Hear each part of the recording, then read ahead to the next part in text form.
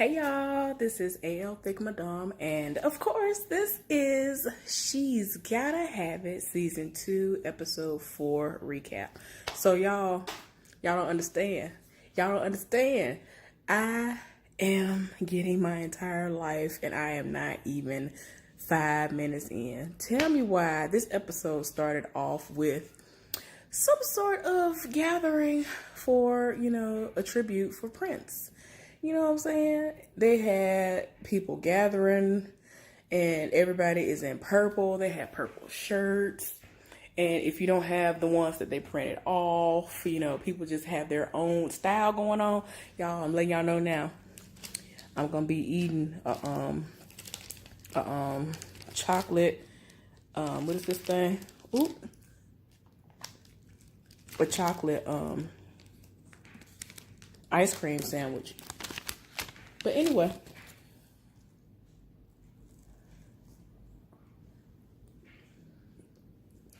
this is so refreshing. But anyway, y'all, I got my entire life. I was like, no, y'all didn't. They had a little band come in that was all pinked out. Everything had the Prince symbol on it, all that stuff. Y'all, I'm all the way here for it. So, I'm just like, okay, I'm here for this, y'all. All of a sudden, I see people who have nothing compares to you on like little pieces of paper and stuff. And I'm like, y'all better not do this to me. Y'all better not do this to me. Now, if I'm not mistaken, Sinead O'Connor did the song first, and Prince really, really took it somewhere else when he did it. But the song Nothing Compares to You, it's not his song. He did his own cover to it or whatever. So, y'all, you don't understand. I got that in my rotation. I listen to that all the time. Y'all, I have to listen to that before I can get to Project Pat. You know what I'm saying? I hear Prince songs before I get to Project Pat. So I'd be like, oh, okay. All right, okay. All right, okay. Look, y'all. It's been 7 hours and 13 days since you took your love away. Ooh, I go out every night and sleep all day since you took your love away. Y'all, y'all don't understand how much I live for Prince. Y'all, when he passed away, I knew exactly where I was, all that stuff. But I lived for him so much. I didn't even realize I lived for him like that until after he passed away, and I was listening to a lot of his songs. And I was like, wait a minute. I know way more Prince songs than I thought I knew. And of course, I'd already seen Purple Rain way before all that happened. And y'all, I have on my screensaver on my phone, my background photo, it is an outline of him in purple, and it has as a part of what his hair looked like when he had it a certain way at one point in time, and it says, dearly beloved, we're gathered here today to celebrate this thing called life. Y'all, anybody who's a fan of his, you know where that's from. You know he said that one of his songs. But they did like a few more other songs within this episode, and I was here for it. Like, people were singing along with it. I was like, yeah. So yeah. Okay, y'all, so Nola has been taking photographs of people. She has a booth up for Earwave, the place that, she was, not confident enough to just reach back out to them at first. But now she, met up with that woman, and she knows she really does have an ally, at least in that one person, since she's the only black person in that company, in her. So she's there. They have a booth set up there. Table, booth, tent, all that good stuff over there. So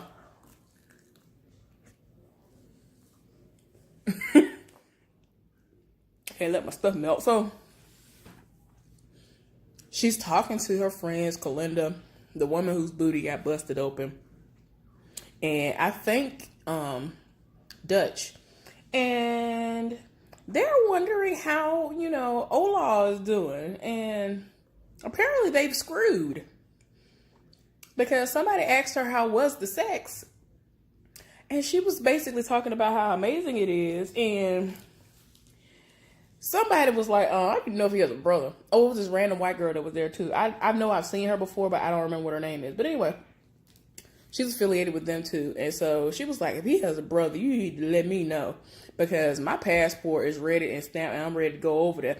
And so Kalinda had the nerve to be like, no, if he has a brother, he's all me. I'm like, girl, if you don't go somewhere and get your colonizer from over there that you be trying to talk to on the low. Girl, if you don't get somewhere, sit down. But anyway, they had their moment. And he is supposed to show up so that everybody who doesn't know him can meet him. And, of course, Dutch knows him. She knew him before. Nola went out to Martha's Vineyard on the last episode. So, yeah. She has called him. He hasn't been picking up the phone. He hasn't been texting her back. She was like, hey, I'm at my booth. And she's actually, waiting on him. He seems like he's going to be a no-show. So I don't know what's going on with it, but we going to see.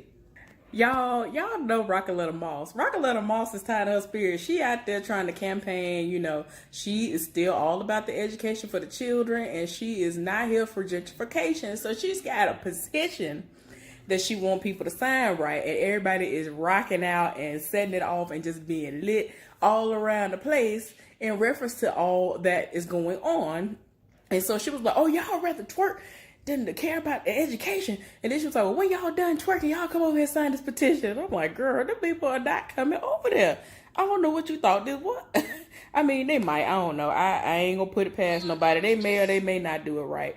Okay, so then, y'all know last time, Nola's mama ended up getting this lead role in some play, right? Okay, so they show her down at the place where she's supposed to be rehearsing, and they have the full set and everything. She over there trying to say her lines. She done forgot lines left and right. And the man who is over the play right now, he just sat up here, turned around, looked at the camera, and he was like, how in the world did I get caught up in doing some old rinky-dink play like this? The man done read the play, and I was like, what? Y'all, everybody tired in their spirit. It is too much. And I was just like, why, sir? Okay, y'all. So then tell me why the next thing happened. And Jamie is meeting up with Fat Joe. Now, I don't know if they're related. I don't remember, because I know they've had dealings before. I don't know if they just remember each other from the hood. They actually are related or what. But anyway, he done met up with Fat Joe, and he telling him, Fat Joe is doing what he always does. He rambles, and he does the absolute most. The way he had... Y'all need to watch this. If y'all don't see the way he be talking on here, he kills me. But anyway, he on here, he talking to Jamie. So Jamie eventually is able to speak his piece. And so he's basically like, look, I had a feeling that something wasn't right with my wife. So I started following her. So he ended up following her and seeing all the stuff I told y'all about last time, which was that she was out here with this other dude, some random white dude, screwing him on the low. And he went to the brownstone that he paid for, and he had gotten some stuff. But then while he was rummaging through some of her stuff, he saw that Cartier necklace that was from that white guy. So he basically told Fat Joe, look, despite the fact that the ink is going to be dry on the paperwork or whatever, you know what I'm saying, I'm going to need for you to kind of scare old dude. He was like, be bark but not bite or whatever. And I was like, you don't go somewhere to sit down. And so Fat Joe was like, oh, ready, dude, you still have feelings for her? And he was like, look, talk about his wife always had the fattest behind in the neighborhood. And he was like, man, I don't care what's going on. I don't care what she is. Don't you ever talk about my wife like that. I was like, bruh, if you don't go somewhere and sit down, you said you don't even want to be with her no more. Why are you over here acting like you just so sensitive? I get it, but stop. I'm tired. Y'all, I had to laugh some more. But anyway, Fat Joe to set it off. And so he was like, look, all I want you to do is, basically scare the dude and have some around the way dudes to set it off and scare him and make him kind of fear for his life a little bit so he could stop coming around. And so he was like, yeah, I could do that. I could do that. And then he made a noise like he was a dog. He was like, don't you hear that? I hear the hounds coming. Fat Joe be killing me, y'all. Okay, y'all. So just like I knew it. Greer and the woman who is into sculpting with metal and stuff like that, they are an item of some sort. So the Purple People Party is what it's called that Nola was at and all that good stuff. So they decided to go to it, and he had, I'm hoping, a fake penis that had balls attached to it that was then attached to some shorts he was wearing, and it was completely purple. I'm really hoping that's what it was. And if not, that was his actual penis and balls that were enmeshed with some kind of purple something and just outside of his pants. And y'all know how, if you ever, even if you've never seen the new version of this, which was the first season, it was just literally the same thing again, but just up to date. You know what I'm saying? Greer is basically the same. He's the same way as he was before. He does the absolute most. So I was just like, whew, what is going on over here? Y'all, he did the most. But they came and they showed their support, and they actually are an item. So Nola was taking pictures of them, and they seem inseparable. And so she walked up to him and told him that he has a keeper and all that, because she was setting it off about Prince. Like, a lot of the things that she was saying, it is complete. If you were into Prince, that is all that she was giving off in that moment. So she was like, she indeed is a Prince fan like me, so you might have found a keeper, so don't mess it up. And he was like, oh, I don't plan to. And so they started kissing and doing the most. Y'all, Mars came from up out of nowhere. It looked like they was having sex, right? I don't know if that was what it was just going through their mind at the moment, but they showed them where they were having sex. But then it came back and they showed Mars standing there, me mugging him, looking at him like, and I was like, oh my gosh. So they finally walked off. And so him and Nola look at each other like, because y'all know how Greer is. So anyway, they ended up, embracing, and they took pictures. He took a picture with his phone for the gram, and she did what she was going to do for New Wave. And I hope Earwave. I keep saying New Wave, Earwave. And I was just like, Lord. Even Rockaletta Moss went on ahead and took some pictures for that. So I was like, okay, everybody all set it off. Okay, cool.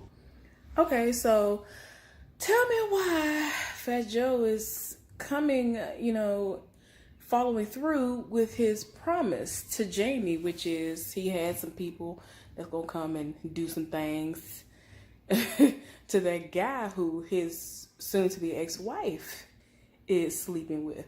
So they're setting him up, right? They peeped him out. They know his little schedule. They've been following him. So they followed him somewhere. I guess he either is on his way to her house or on his way to his house.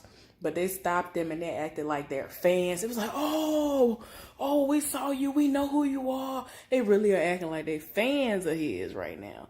And so they just sat up here and took selfies with him. Then he went on ahead and went on about his business. And so they're following him. So before we even get to what happens after that, y'all, tell me why Nola's mama is still at her rehearsals, and the guy who was directing it, that man is so sick and tired of it that he's talking about less is more, to the point of where nothing needs to be said. And then like the guy who is there, supposed to be, they're a part of the play as well, he was like, what do you mean? That means we didn't have anything to say. That man had walked off. Like, everybody looking like, what's going on here? I think that man left. Like, he done left. Because he don't even want him to say nothing. Like, her mama is not doing well at all. Like, that's how bad it is. That man got up and left. So I'm like, Lord have mercy, sir. So Nola has gone to visit her parents, and her daddy is in his feelings because apparently there is a sex scene. And keep in mind, this is a play. This is an open to the public type of play. And once the information was out there, Nola was like, well, I don't see a problem with it. He was like, well, you ain't married to her. I got a problem with it. So then her mama was like, well, you ain't gotta come. So he was like, you ain't gotta worry about it, I ain't coming. So, y'all know how free spirited Nola is. Of course she don't care nothing about all that. And so it's just a lot going on. So eventually we see Nola at the house with her man. I mean, I guess it's safe to say that that's her man. Now, the reason why he didn't show up, evidently he didn't even show up to the Purple People party. And he showed up, he came, and either he's at her house or at his house. Anyway, he's cooking dinner. And the food is amazing. And so she was like, so you mean to tell me you are this fine artist and all this other stuff, and then on top of that, you're a chef? So this man, he is talented in several different departments. Okay, so Skylar and Jamie Overstreet's son are still friends or whatever. And Raqueletta Moss introduced, children in general that were going to contribute to that Purple People party. And they did their contribution, which was a Prince tribute, of course. And he played a guitar, and she was dancing. She did a combination of ballet and just other stuff or whatever. But anyway, it had all the purple on. She had on this ensemble that actually had his iconic guitar on it and all that. But anyway, it was amazing. And y'all, tell me why at the end of the performance, the son and Skylar sat up there, ended the performance, and she ran and got like some liquid what was it? He had a lighter and she had some lighter fluid, and I was like, what? Like both of all the parents had to run up there because they was on some Jimi Hendrix, and I was like, what? He was like, "Long live rock and roll." This is Jimi Hendrix, and then that boy really was about to set the thing on fire. I was like, oh my gosh, they had to come yank both of them up. It was so Olau, I forgot how to say his name because I actually heard somebody say his name differently, y'all. But anyway, Nola is at his place because I was trying to figure out before, was it her place or his place, but later on when some things was going down, I realized that it had to be his place. So anyway, and if not, she's done some major decorating. So anyway, he's making her dinner. Apparently he is very talented in more ways than one, and I'm just like, okay, y'all, they keep skipping around to scenes and they're talking, and she's into him. Like, she's just really, really into him, and I'm not understanding where they stand. Like, are they just cut buddies or what? Like, I would love to know what they are because they actually are cute together. I'm here for it, y'all. So anyway, the night progresses and they are screwing. Like, the bed is humongous. Like, it's enough for like 6 to 10 people to be on it. Like, the bed is huge. Like, for real.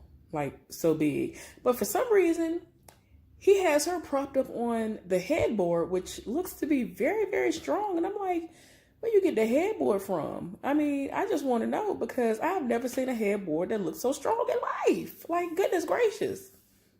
You know what I'm saying? I just need something that really can hold me up because I'm a big woman. I'm a big, fine woman. I back my behind up in this bed and go to sleep. I don't want my headboard. Y'all do it the most. But anyway, but that headboard does look strong. He had her up against the headboard. They was doing the most. They were getting it in, like all of the way in. And so, after their sex session, she was like, since you missed me at the place, I took all these pictures. I want you to see what I did. So he was like, nah. And so, because at first he thought what she was going to say was, for them to have some more sex. And so he was here for it until he realized what it really was. So he is actually really, really, really into art to the point of where he doesn't want to see anybody else's art if he actually is in the middle of doing a piece himself. He says that he doesn't like to see anybody else's art because he doesn't want his mind to somehow take away from what they've done and it comes off as stealing or something. He's just scared that that's what's going to happen. He's going to get inspiration from something that somebody else has done, and then he's going to be a thief and somehow steal a part of their concept. So, I mean, my thing is, I get that. I'm here for that. I get it. So, I was like, oh, that's pretty cool. I like that. So, at one point in time, they were having a serious conversation, and tell me why I didn't even realize that he was supposed to be like British or whatever, y'all. He got a whole kente cloth African get up, African garb on or whatever. It looked nice or whatever. I'm looking like what's his name? He looking like M'Baku, big brother or somebody. He doing a lot, and I'm like, what is going on here? This outfit you got on, I'm here for it, but I wasn't ready. I was like, okay, all right. But anyway, they are having a conversation about Black actors here in America and how it's already hard enough for them to get roles. And it's even harder because a lot of these Black British actors are getting the roles. But Nola was saying, they're just able to get them for a cheaper price. And so he was like, I understand your plight a little bit, but I feel like we get the parts and we embody a lot of the stuff that's going on because we don't have that history attached to it that was going on and that really is still going on here in the United States with all the slavery and all this other stuff. So then she came back with her rebuttal like, come on now. A lot of that stuff started with the British slave ships. And I was like, yeah, you fired, sir. I can't even believe you even said that. Like, you forgot for a second, didn't you? But, I already know that it's more widely accepted over there. The things that are frowned upon when it comes to color relations over here. So, I mean, I get both sides. But yeah, they were having pretty interesting conversations and I'm here for it. So, y'all, that man that Jamie's wife been screwing, them men beat that man all the way down and broke both of his arms. I know I'm wrong, but they beat that man all the way down. Broke his nose. Like, oh my gosh, he is toe all the way down. Like, I would not talk to her no more. I would instantly, even though it does have something to do with her, in a sense, after that, I'd be like, I ain't dealing with nobody else Black. I would just completely be like, it's got something to do with her. Because I ain't never had these issues before. They beat that man all the way down. So Alu, he is being presented, as a speaker at this Black art place or whatever. And he get up there before he can even, this man ain't got his first sentence out. And this random woman was like, excuse me, pardon me, yeah. And so he was like, well, I don't understand where this interruption came from, but go ahead, ma'am. So she proceeds to say that he's so fine, he blow her mind and all that. And do you have a wife? Do you have a girlfriend? Do you have a fiance? Because you fine, and do you plan to stay over here in the States? And so y'all know Nola was there, and I think she was there with Dutch. But anyway, to answer the questions, he was like, no, I don't have a woman and all the other good stuff. And so Dutch and Nola looked at each other or whatever. And I mean, they haven't defined anything. So, I mean, that basically is true. Or if it is something, they're not making it public right now.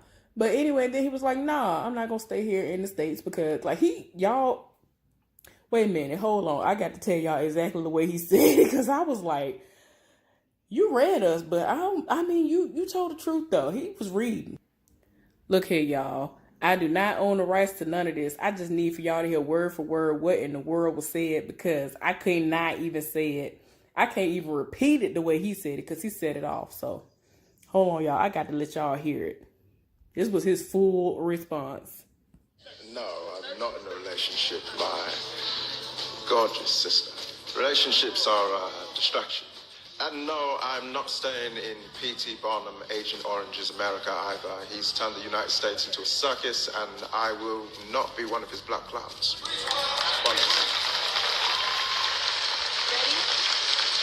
Look, I was like, like, you did not have to read. I mean, he was reading though. He was telling the truth, but he was reading down. Like,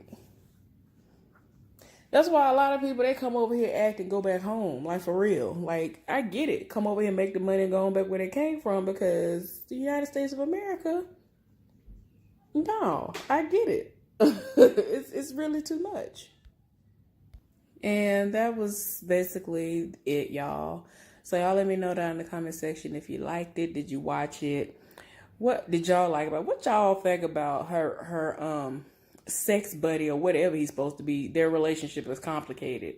Oh, dude, what y'all think about what he had on? Because I was like, we just in the kitchen cooking like this. Is this supposed to be your apron or what? Like, what is going on here? He was doing the most. Y'all let me know what y'all thought about this episode in the comment section. Like it if you want to, comment if you want to. Anyway, I hope y'all have a nice night, and I will talk to y'all later. Bye.